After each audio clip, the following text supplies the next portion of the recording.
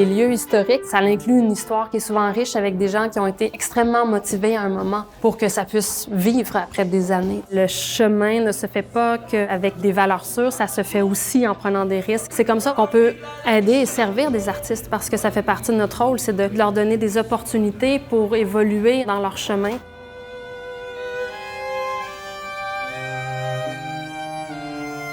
Il y a des gens qui habitaient dans le quartier depuis 10 ans. Ils se demandaient c'était quoi ces buildings-là. Nous, on passait pour des condos.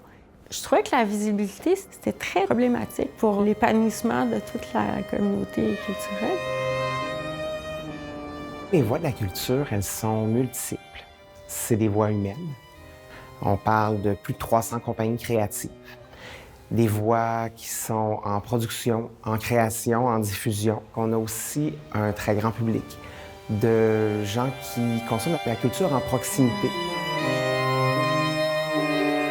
Déménager ici, emménager dans le quartier m'a vraiment humanisé. Puis au Théâtre Prospero, Vincent et Philippe, les co-directeurs, sont vraiment extraordinaires. Puis ils ont vraiment une vision de partager la culture avec les voisins.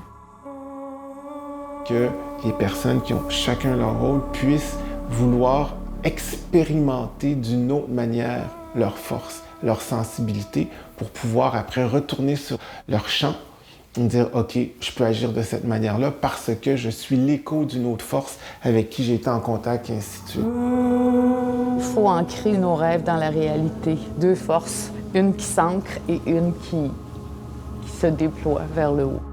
La volonté de créer, c'est ça qui a animé. Aujourd'hui, ça a évolué jusqu'à tout ça.